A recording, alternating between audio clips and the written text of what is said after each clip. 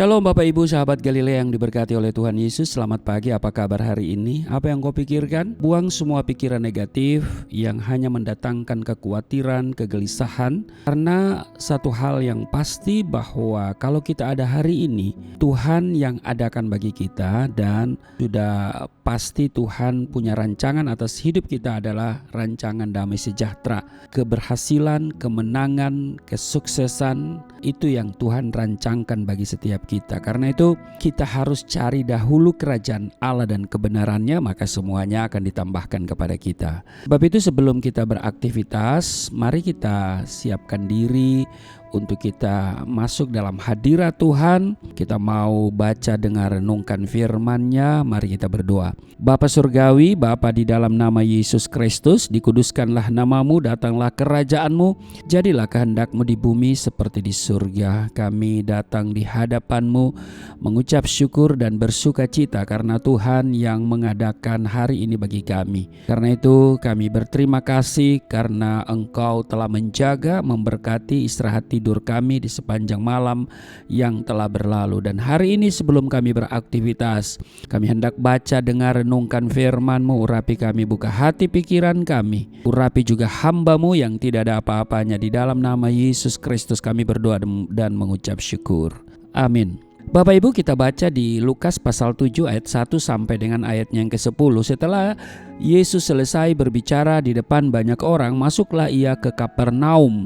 Di situ ada seorang perwira yang mempunyai seorang hamba yang sangat dihargainya. Hamba itu sedang sakit keras dan hampir mati. Ketika perwira itu mendengar tentang Yesus, ia menyuruh beberapa orang tua-tua Yahudi kepadanya untuk meminta supaya datang dan menyembuhkan hambanya. Mereka datang kepada Yesus dan dengan sangat mereka meminta pertolongannya. Katanya, "Ia layak engkau tolong, sebab ia mengasihi bangsa kita dan dialah yang menanggung pembangunan rumah ibadat kami." Lalu Yesus pergi bersama-sama dengan mereka. Ketika ia tidak jauh lagi dari rumah perwira itu menyuruh sahabat-sahabatnya untuk mengatakan kepadanya, "Tuan, janganlah bersusah-susah sebab aku tidak layak menerima Tuan di dalam rumahku. Sebab itu aku juga menganggap diriku tidak layak untuk datang kepadamu. Tetapi katakanlah saja sepatah kata, maka hambaku itu akan sembuh. Sebab aku sendiri seorang bawahan dan di bawahku ada pula prajurit. Jika aku berkata kepada salah seorang prajurit itu, 'Pergi,' maka ia pergi.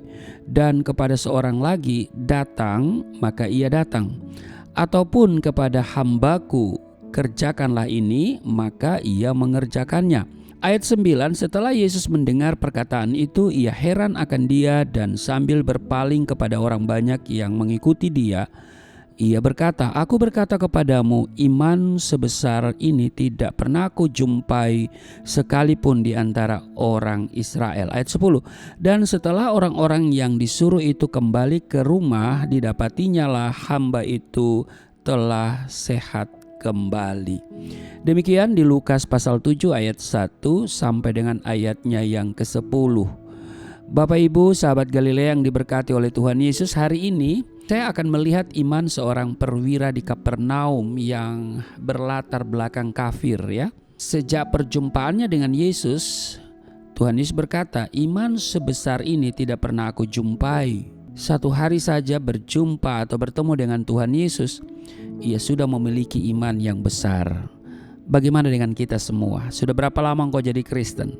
Sudah berapa lama engkau melayani Tuhan?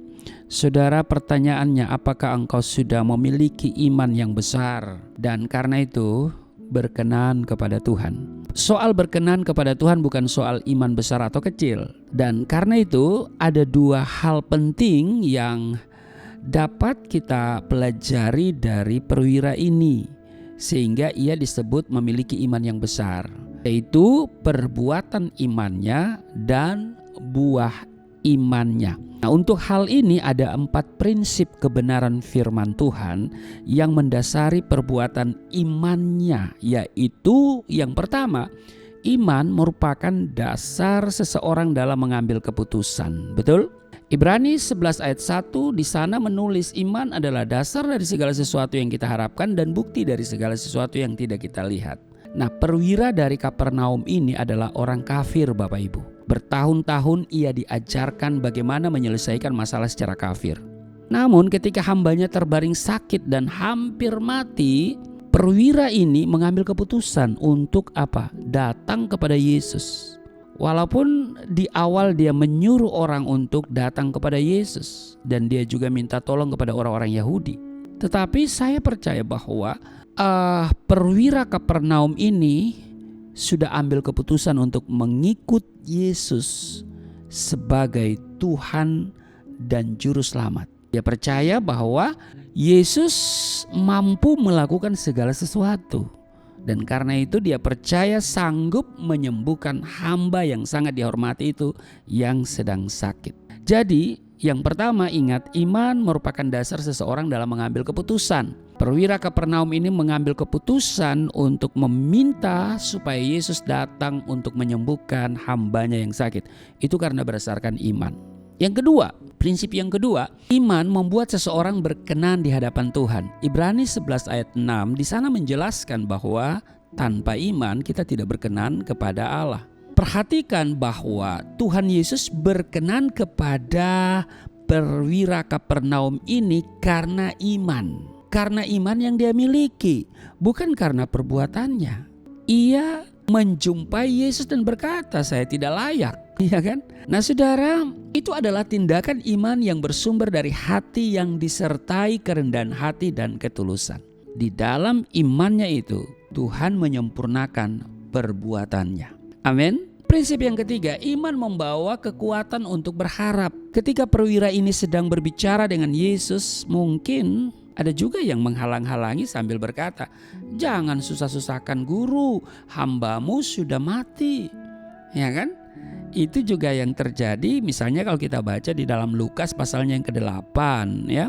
Lukas pasal 8 pada ayatnya yang ke-49 ya, di sana dikatakan, ketika Yesus masih berbicara, datanglah seorang dari keluarga kepala rumah ibadat itu dan berkata, anakmu sudah mati, jangan lagi engkau menyusah-nyusahkan guru. Nah saudara, memang ini dua hal yang berbeda antara perwira Kapernaum dan Yesus membangkitkan anak Yairus dan menyembuhkan seorang perempuan yang sakit perdarahan. Jadi anak Yairus itu disembuhkan ya. Nah, perhatikan, walaupun saya sedang membayangkan ketika utusan dari perwira Kapernaum itu datang kepada Yesus, pasti ada yang menghalang-halangi, pasti ya. Namun perhatikan bahwa dia tetap berharap ya. Dia tetap berharap karena dia percaya dengan pasti bahwa Yesus berkuasa untuk menyembuhkan hambanya yang sakit. Demikian juga ada satu kisah lagi, perempuan Kanaan yang percaya yang minta kepada Yesus supaya Yesus menyembuhkan anaknya yang sakit kerasukan setan dan sangat menderita itu. Memang dua orang ini yang Tuhan puji imannya, perwira di Kapernaum dan juga perempuan Kanaan. Ya kan? Kepada perempuan Kanaan itu kan Yesus berkata, hai ibu besar imanmu, maka jadilah kepadamu seperti yang kau kehendaki. Nah, jadi iman membawa kekuatan untuk berharap. Saudara masih punya iman untuk berharap kepada Tuhan? Kalau saudara sudah tidak punya kekuatan untuk berharap, berarti saudara sudah nggak punya iman. Yang keempat, prinsip yang keempat, iman membuat seseorang merendahkan diri. Perwira tersebut merupakan orang penting di daerah itu. Betul? Namun ketika berjumpa dengan Yesus, kalimat pertama yang diucapkan adalah, aku tidak layak menerima Tuhan. Bayangkan saudara, aku tidak layak menerima Tuhan. Bapak Ibu sahabat Galilea yang diberkati oleh Tuhan Yesus, masalah selalu muncul ketika seseorang tidak bisa merendahkan diri, menganggap paling penting dan paling berjasa, menganggap diri paling hebat, paling pinter, pokoknya paling deh semuanya, dan yang lain itu nggak ada apa-apanya. Ingat Bapak Ibu, segala sesuatu dalam hidup kita semata-mata adalah anugerah dari Tuhan. Harus kita menyadari hal itu. Kalau ini kita sadari, maka kita tidak akan pernah menjadi orang yang sombong, yang tinggi hati, tapi selalu menjadi orang yang rendah hati. Kalau kita punya iman, iman membuat seseorang itu merendahkan diri. Amin. Karena semuanya adalah anugerah. Kita diselamatkan, kita disembuhkan, kita diberkati, kita kuat, kita sehat, kita hidup, semua karena anugerah. Amin. Karena itu marilah kita pegang 4 prinsip ini dan kita pasti menjadi pribadi yang selalu berkenan kepada Tuhan. Karena kita memiliki iman dan juga kita aplikasikan itu, ada buah iman, perbuatan iman. Amin. Selamat beraktivitas, Tuhan Yesus memberkati. Mari kita berdoa. Terima kasih untuk hari ini. Kami diingatkan supaya kami senantiasa memiliki buah dan perbuatan iman. Karena kami belajar hari ini bahwa iman itu yang merupakan dasar seseorang dalam mengambil keputusan. Iman juga membuat seseorang berkenan di hadapan Tuhan. Iman membawa kekuatan untuk kami berharap. Iman membuat seseorang merendahkan diri di hadapan Tuhan dan tidak akan pernah sombong kepada siapapun. Sebab menyadari semuanya adalah karena anugerah yang kami terima dengan iman. Berkati seluruh sahabat Galilea dalam seluruh kegiatan, dalam seluruh tugas kerja mereka hari ini.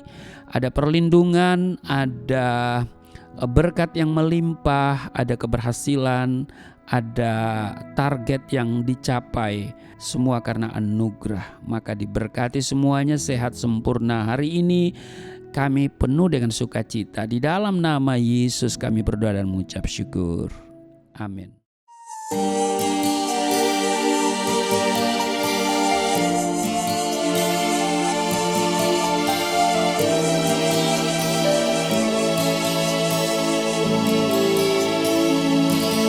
Bapa kami yang di surga, dimuliakanlah nama-Mu. Datanglah kerajaan, jadilah kehendak-Mu di bumi seperti di surga.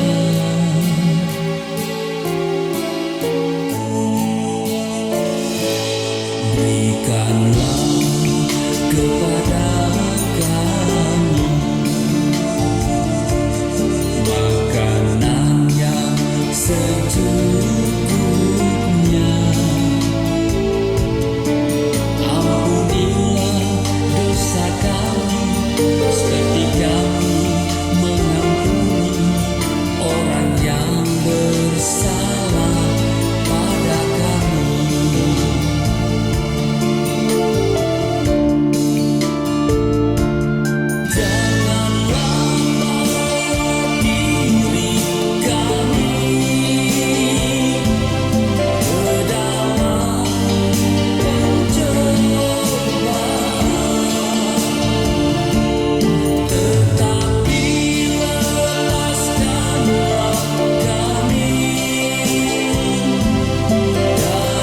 Segala